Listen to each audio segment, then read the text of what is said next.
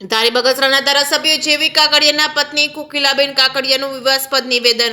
ભાજપની સરકાર અને ભાજપના સંગઠને વિધર્મીનો નાશ કરવાનો ઝુંબેશ ઉપાડી છે. આ નિવેદનને લઈને અમરેલી જિલ્લા કોંગ્રેસ પ્રમુખ પ્રતાપ દુધાતે આપી છે પ્રતિક્રિયા. સ્થાનિક સ્વરાજની ચૂંટણીને લઈને અમરેલી જિલ્લા સાથે ગુજરાતના લોકો પીડિત છે.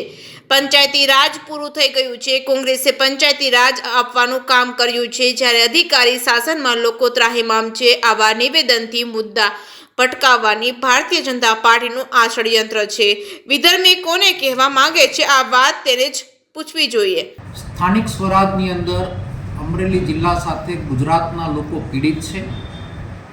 પંચાયતી રાજ ખતમ થઈ ગયું છે. કોંગ્રેસે પંચાયતી રાજ આપવાનું કામ કર્યું હતું, ત્યારે અધિકારી શાસનમાં લોકો ત્રાહિમામ છે.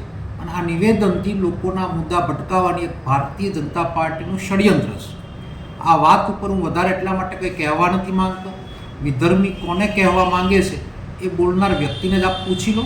મારી તો મુખ્ય માંગ અને મુખ્ય પ્રજાજનને એટલી જ વિનંતી છે કે આ સ્થાનિક સ્વરાજ એ લોકોના લોકલ પ્રશ્નોનું ઇલેક્શન છે, ત્યારે મુદ્દાઓ ભટક્યા વગર તમને પડતી મુશ્કેલીમાં લોકોએ મતદાન કરતાં પહેલાં સ્થાનિક તાલુકા પંચાયત, જિલ્લા પંચાયત, નગર પંચાયતની અંદર વગર પૈસે કામ થાય છે ખરું.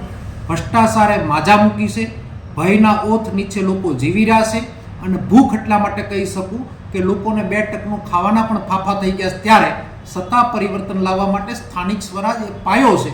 ત્યારે આ જિલ્લા સાથે આખા ગુજરાતના લોકોને વિનંતી કરું છું કે કોઈ બીજી ત્રીજી વાતમાં આવ્યા વગર એકવાર ભારતીય જનતા પાર્ટીને જાકારો આપી અને તમારા વિસ્તારની અંદર લડતા કોંગ્રેસ ઉમેદવારને વિજય બનાવો એવી અપીલ કરું.